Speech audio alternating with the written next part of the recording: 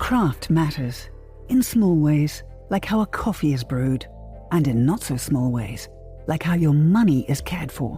Which is why for 160 years, UBS has elevated banking to a craft. Tailoring unique strategies that combine human expertise with the latest technologies. All happening across 24 time zones and 12 key financial hubs. With you at the heart of it all. UBS. Advice is our craft.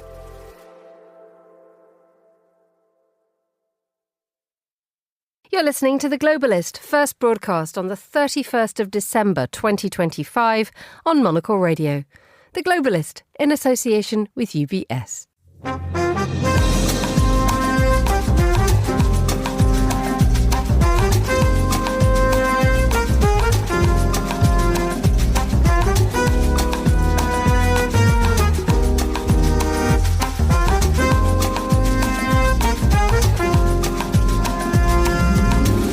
Live from London, this is The Globalist with me, Emma Nelson. A very warm welcome to today's programme. Coming up, protests spread in Iran, but with tough crackdowns. We'll have the latest. Also ahead in the next 30 minutes. People care, of course. It's a passion-driven business, especially at the level that the world's 50 best restaurants is operating at. An insight into how the best of the best in the restaurant business retain their edge. We'll go through the papers and... I'm Lars Bavanger, Monocle's Oslo correspondent. Today, Norwegians end the year with another chess champion, while rowing over when Christmas is actually over, and why are men my age stupid around fireworks? We'll enjoy the latest headlines from Norway. That's all coming up right here on The Globalist with me, Emma Nelson.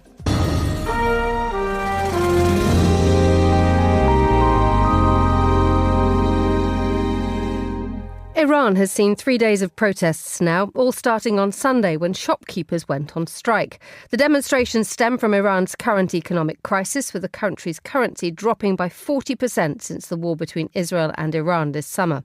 Well, this is combined with electricity and water shortages, plus soaring inflation. But in the last couple of days, the protests have expanded to target the regime itself. To bring us up to date, I'm joined now by Scott Lucas, adjunct professor at the Clinton Institute, University College Dublin. Good morning, Scott. Good to have you. It's great to be here, Emma. Thank you very much. Happy New Year when it comes. Right, let's just talk about the amount that these protests have now spread. They've gone out of Tehran and they're now incorporating different sectors of life from just shopkeepers.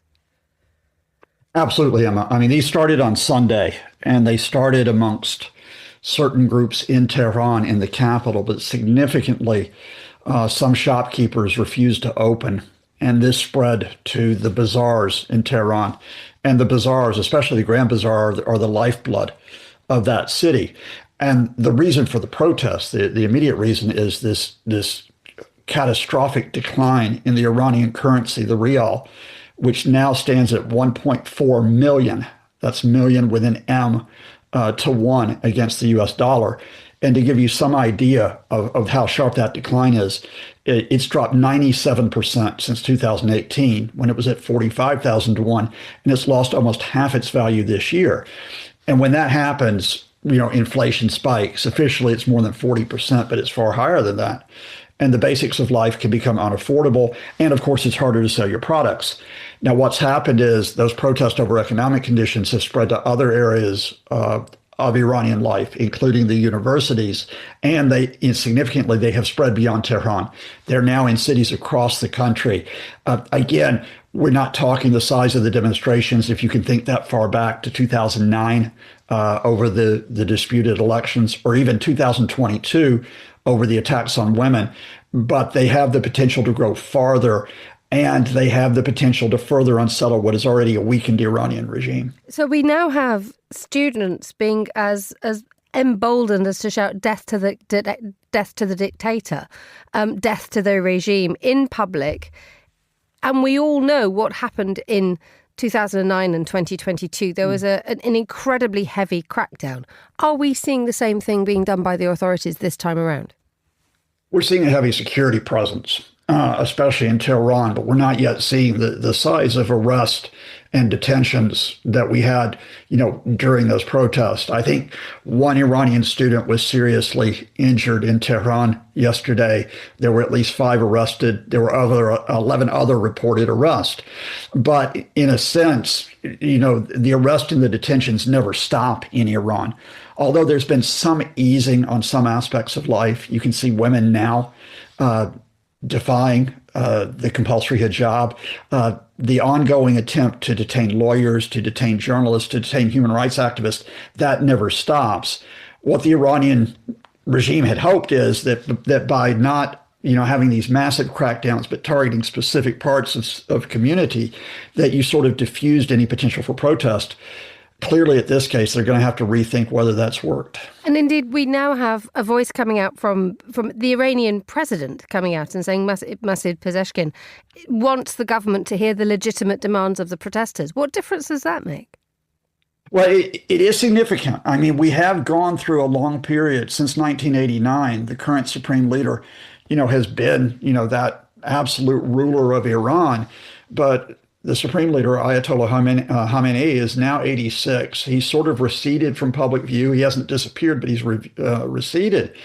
And you have a centrist government, which has actually said, look, no, we need to deal with these economic problems, and we need to open up the political space. Not get rid of the Islamic Republic, but we do need some reforms.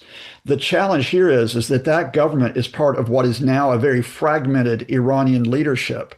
So while it wants to see engagement with people over the causes of their discontent, you've got the military, especially the Revolutionary Guards, you've got parliament, you've got other parts of Iranian society that are hardliners, that actually say, no, this is all due to foreign intervention. It's all the fault of the Americans and the Israelis, and we have to crack down on these protests. So who has the power in Iran to decide the course of action over the next few days? So is there any danger to the regime here? Not in the sense that I think it'll be toppled, and I think we have to be cautious that there are many Iranians. I mean, most of them in the diaspora. I know them. I'm friends with many of them, but there are some of the diaspora who just want to see outright revolution on the streets in Iran. You have some irresponsible voices in the Trump administration and in Israel that would call for, just this massive confrontation. And Iranians themselves have said, look, no, we want reforms. We want political space. But we saw what happened in 2009 when many of us were killed and when so many of us were imprisoned. We saw what happened in 2022. We've got to maintain the call for reforms, but not overthrow of the system at this point. And talking a little bit more about, you mentioned the White House and Donald Trump and the US and Israel earlier on this week when there was a meeting at Mar-a-Lago between the Israeli Prime Minister Benjamin Netanyahu and Donald Trump.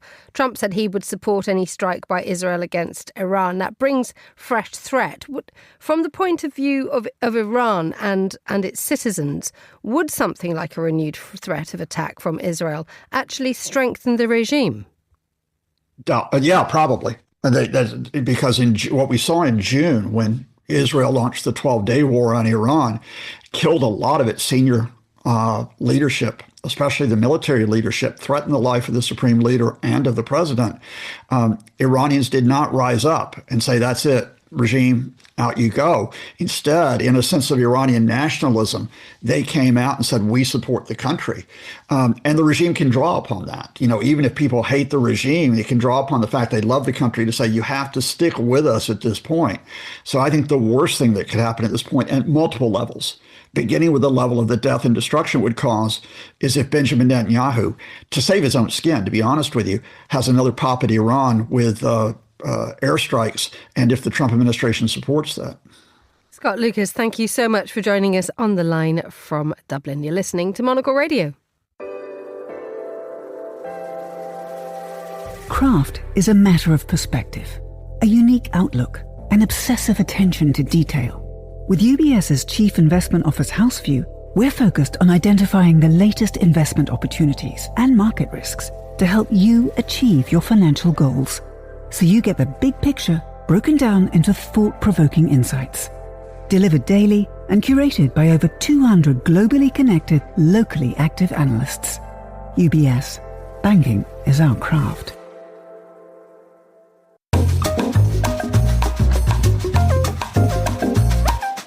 8:09 a.m. in Zurich, 7:09 here in London.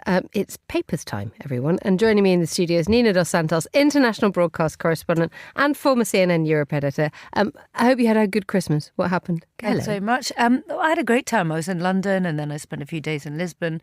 Just got back on the last flight in at sort of midnight. We're very slightly grateful. Weary, and it's only the 31st. You know, and the New Year big night plans? tonight.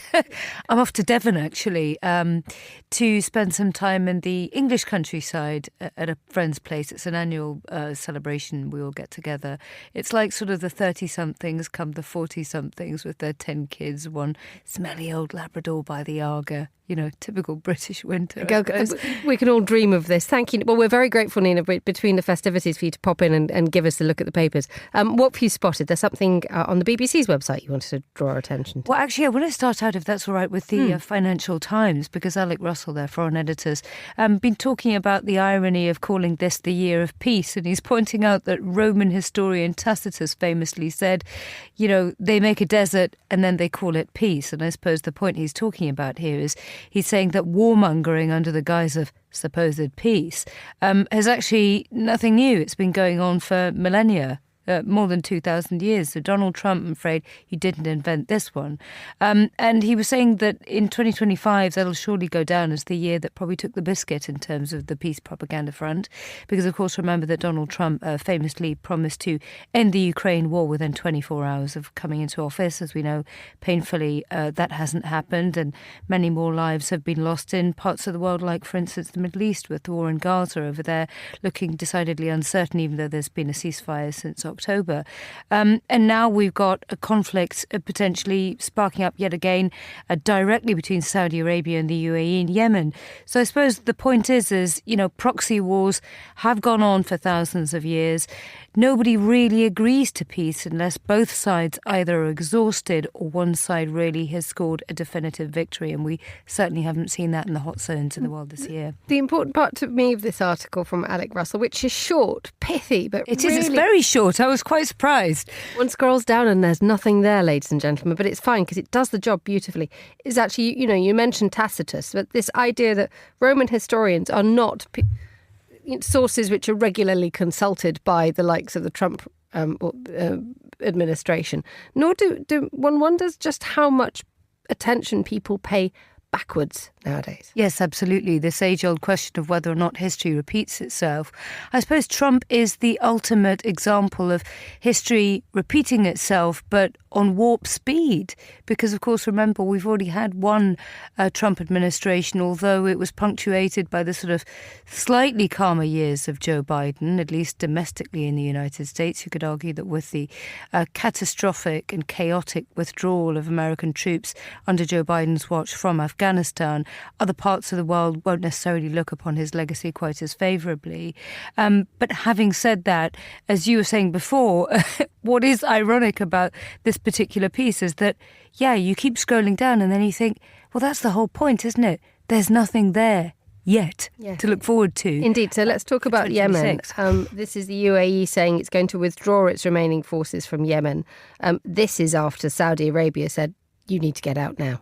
Yeah, now what's really concerning about this particular conflict is that this is the first time it's really spilled into these two Sunni powers that, of course, were, you know, big allies when Saudi Arabia famously ostracized Qatar about a decade or so ago. Now they're on other sides of various conflicts in the world, not just Yemen, but also Sudan and other parts of the world too. And what we're seeing here is this sort of growing stridency from Abu Dhabi and the other Emirates. And Saudi Arabia has directly accused it now of interfering in its backyard, undermining Saudi security. And it's taken the really unusual step here of attacking some of its tanks as they were being delivered in Yemen. Now, both of these two countries have been fighting on various sides in Yemen. There's a three-way conflict going on at the moment. The side that the UAE is backed is actually a side that wants independence in the south-east of Yemen, and that borders on Saudi territory. Saudi says that would radically undermine its security. It would have significant consequences for neighbouring Oman as well. And what is interesting about this particular attack that has happened over the last 24 hours is that it means that this is no longer just a proxy conflict. They're not using proxies here, these two countries, to actually go after each other's assets. They've actually directly hit each other's assets in a place like Yemen. And what is also interesting, as I said before, is that there is this three-way conflict. The third party, ironically enough, watching on from the sidelines is the Shia-backed Houthi groups, which are backed by Riyadh's strategic rival in the region, which is, of course, Tehran. And they will be watching, thinking, well, hang on, it's taken them more than 10 years to try and turf us out unsuccessfully. And now these two sides that were fighting us up until recently are on other sides of this three-way conflict and now fighting each other directly inside Yemen. So it is a significant upscaling of the risk in that part of the world, I'd say. It has a wider repercussion as well. The Financial Times has made it very clear that this escalation between the UAE and Saudi Arabia, and I'm quoting here, lays bare a deepening rift between two huge Gulf powerhouses, but who are traditionally allies and key US partners. And if you have the UAE and Saudi at loggerheads, but the United States in the middle, this has a profoundly destabilising effect, far further than the region itself. Yes, absolutely. And as I was saying before, we've been in a similar sort of situation when Saudi Arabia told Qatar to get back in line a few years ago, quote unquote. Probably not the most diplomatic language there, but that was, if I'm not wrong, around about the time of the Trump administration's first time in office. So we have seen Saudi Arabia sort of shift its allegiances with some of the other Sunni dynasties in the Arabian Peninsula. And lots of people have been quite concerned and quite sort of alarmed at the swiftness with which Saudi Arabia and the UAE have fallen out. But as you pointed out before, they're both keen to sort of leverage their links with America, stronger links with America.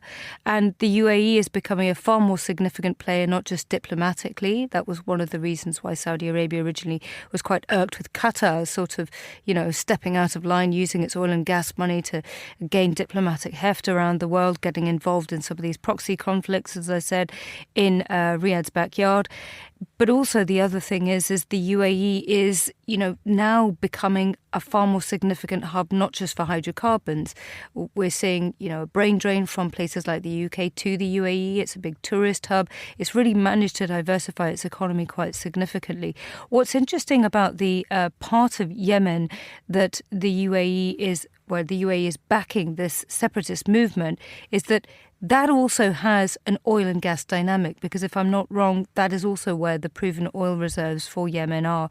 And of course, it borders on very significant trading routes around the Arabian Peninsula. So I think this is definitely a conflict to watch. And hey, let's see whether Donald Trump gets involved in that one. Maybe he can prove Tacitus right or wrong after all, at least on the other side of the planet. Let's move on to the New York Times. Can a corporation be complicit in war crimes? Sweden is trying to find out. There is that age-old effort by the law, isn't there, to try to determine whether the actions of a nation or a corporation actually could be responsible for bigger, more wide-reaching social and economic effects. It's generally case when you look at the case law, but generally the answer is no. Things are kept separate. But this is a very, very interesting case, isn't it? Yes, about that's right. a Swedish oil company. London Oil, that's right. And M. Gessen, the Russian-born, US-based opinion columnist at the New York Times, who's written many sort of books about, conflict around the world and also autocrats around the world, has written this rather thought-provoking piece where they've spent some time in a courtroom following Sweden's longest-running case of this type, which has gone on since 2023. It's likely to wrap up in about May of the new year. And as you pointed out, it centres upon whether or not executives at a Swedish-owned oil firm based in Geneva could be deemed complicit in war crimes because essentially it dates back to the 1990s when this oil company moved into the vacuum in Sudan that was created by other American companies having to move out after the Sudanese regime back in those days was sanctioned by the US administration under Bill Clinton's time for human rights abuses, and many other things. And the chief executive of this firm had allegedly, according to this evidence that M. Gesson's writing about, that's come up in this case, said, well, look, to a reporter, actually, it's an opportunity for us. When other big players come out of the market, we move in. And as part of this case, you also see evidence of correspondence between executives locally on the ground of this Western company saying, look, we are aware that perhaps ethnic cleansing is happening nearby. We are aware that the government and local rebel forces are doing this, that and the other. And that is the type of thing that's been brought up. You know, should we continue our drilling? Don't worry, actually, we're continuing just with the operations, but we're aware that the security dynamic around us is changing. And I suppose the whole question mark at the centre of this is, under the Nuremberg trials, many German companies actually never really faced proper censure. And so this might be the first example of a Western firm seeing a whole raft of its employees potentially have to face consequences if the Swedish prosecutors have their way as a result of this conflict. Now, the downside is that when you have cases like this, they date back to some time in history, and some of these executives are already very elderly, 79, 80-odd years old. Their memories are starting to fail them, and so the counter-argument is it was a different dynamic. They can't really remember what was going on then. Sudan has a new government. Should a Swedish company's executives, if they were salaried employees, really face this type of censure? Just to make the point that Nuremberg wasn't able to make all those generations ago. Nina Dos Santos, international broadcast correspondent and the former CNN Europe editor. Thank you, and a very happy new year to you when it comes. You're listening to The Globalist.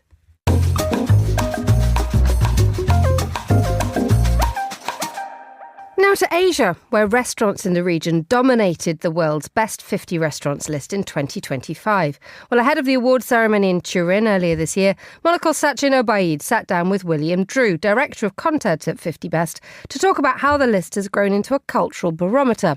Sasha began by asking him about the ranking's evolution. I think there are two things we're incredibly proud of as an organisation that have evolved over the last 2 decades. The first is the sense of community. When you're here on the ground, these 4 or 5 days worth of events for the world's 50 best restaurants, we're bringing people together from across the world.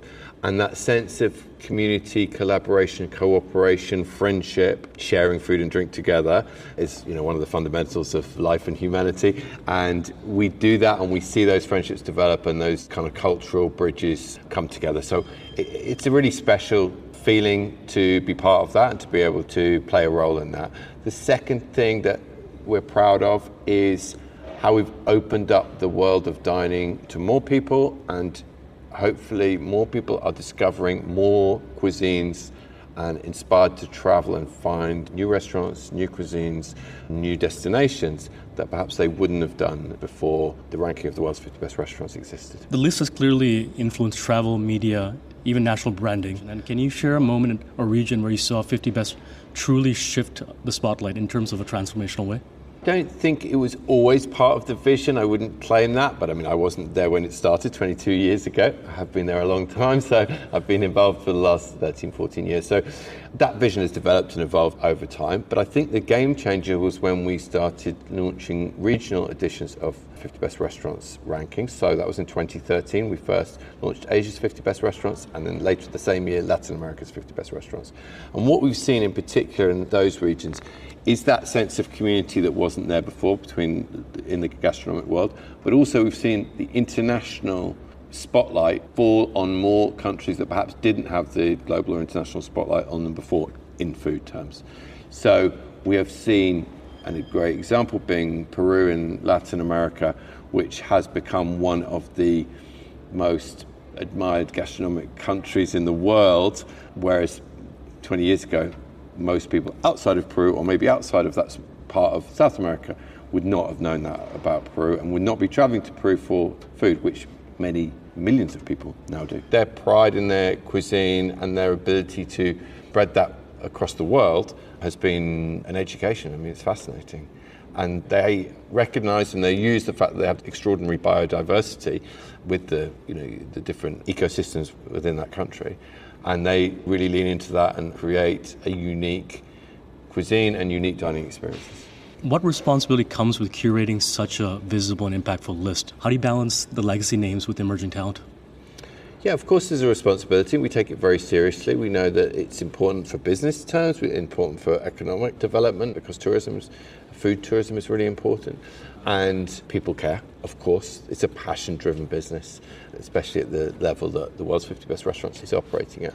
The chefs really care. So there's a responsibility to make the list as credible and have as much integrity as possible. We work very hard at that behind the scenes. How do we balance legacy with innovation? I think that's not really down to us as the curators so much as the voting panel, which I know is an extension of what we are, but the list is created by more than 1,100 experts across the world, and they are choosing their best restaurant experiences, and they tend to balance innovation with legacy.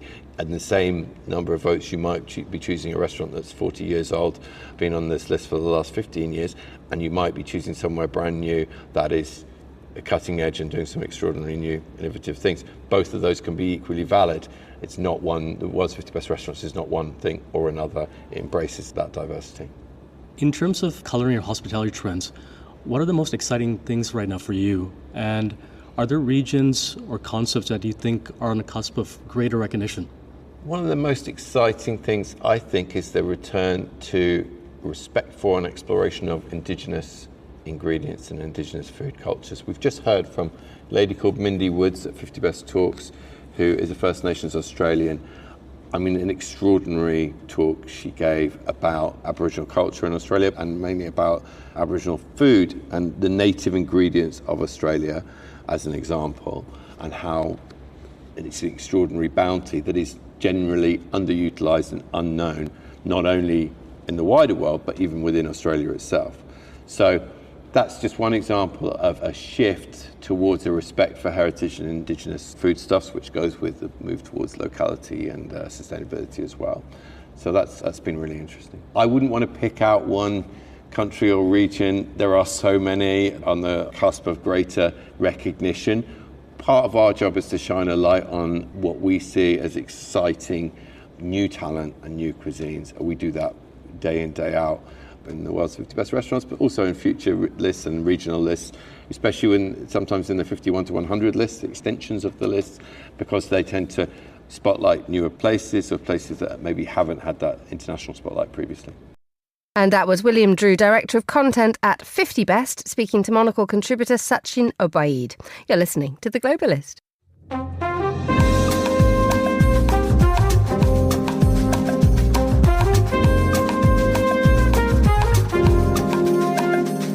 8:27 a.m. in Oslo, and we get some Norwegian news now by Oslo's correspondent, Monocle's Lars Bavanger, standing by. Very good morning to you, Lars, and Happy New Year. Good morning to you, Emma. Happy New Year. How's life where you are? Well, it's been a very quiet Christmas period in terms of news, but there's been things happening, and particularly one thing has kept the nation's attention, and that is the game of chess. Norwegians are obsessed with chess, and where I've been at my dad's house celebrating Christmas with my sister, they've been glued to the telly watching the World Rapid and Blitz Chess Championship that's been going on in Qatar. And this is something I'm not really into, and it's quite fascinating to see how massive this game is in Norway. The fact that you're not ostensibly a major chess fan, but the fact is that the whole of the Bavanger family are sort of huddled around the television having this glorious collective experience. Did you find yourself being wooed by chess? Well, I must say I was drawn into it because it's like anything that is well presented. They have a live studio with studio guests, famous Norwegian people who are all incredibly talented when it comes to understanding and commenting on chess, and it being rapid and blitz chess, which is very, very quick. So the blitz chess, the players only have about 10 minutes to finish the game. So it's really, really full on. And the commentary is like watching Formula One. It's really, really rapid, and you get drawn into it. And after a few hours, you really start understanding and try to predict the move from these amazingly talented people. And one of the reasons why the Norwegians love this is Magnus Carlsen, the chess grandmaster.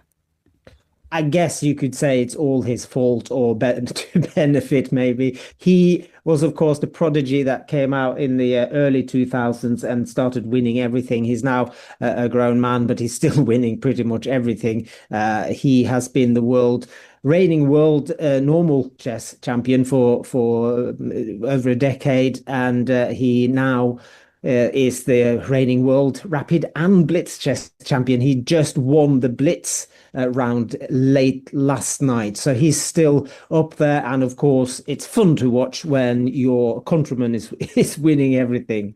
Okay, let's move on to the enormously important question that the Norwegians are all asking themselves. It's when will Christmas finish? Well, I mean, what do you think? It's something that's definitely up for debate in my household. So I spend a lot of my year also in the UK, being married into a British family, and I have been grown up with Christmas ends on the 13th day of Christmas. That's the 6th of January. I don't know why, but now that I've been reading up on it in Norwegian papers over the past few days, I do know why. It's an old tradition. Norway was christened about 1,000 years ago, and that's when these, call it rules, came in, that you have Christmas until the 13th day of Christmas, and then it is over. Whereas in England, some people want to end it earlier, and that's because they started early. And I say it's too early. My tradition is, and I've got support from the most famous academic on Christmas in Norway here, Christmas starts on Christmas Eve, and that's when the tree goes in, not in November. Okay, Lars has spoken. Finally, it's New Year's Eve. You have, at the beginning of this program, warned us about that as a middle-aged man, you can find yourself, getting yourself in a bit of a pickle if a banger goes off in your hand. Well, yes, it's a slightly funny but also very serious story. In Norway, pretty much every household will buy their own fireworks and set them off at midnight tonight. It's fun to watch. It's quite spectacular if you live in a town or a city, because it completely lights up the sky in a sort of a slightly anarchic way. It's not very organized, but of course it's typically the father of the house, a middle-aged man, who is in charge of this, because it's a blue job, if you want to be very old-fashioned. I think we are being a little old-fashioned there, Lars, but do carry on. I know, absolutely. And this is what I also grew up with. And typically the father of the house will have had a few before midnight. And of course, combining alcohol with explosives is a bad idea. But nevertheless, every year you see damages to people and property in Norway as a result of irresponsible people, typically middle-aged men. I'm afraid the statistics show this year as well will be responsible for this. I've been to some events in Oslo where there's been literal running battles involving fireworks, people firing at each other, which has been incredibly scary and stressful. So the authorities every year are trying to ban it. They're trying to at least regulate it, but it seems to be going on still. Lars Bavanger, Monocle's Oslo and self-appointed health and safety correspondent, thank you so much for joining us on The Globalist, and I wish you the best of 2026. And that's all the time we have for The Globalist for today, and indeed for the year. So the warmest of thanks to all my guests in 2025, and to the producers Tom Webb, Hassan Anderson and Monica Lillis, and to our studio manager Elliot Greenfield. After the headlines, there's more music on the way. The Globalist is back next year. I'm Emma Nelson. Goodbye. Thanks for listening. Happy New Year to you.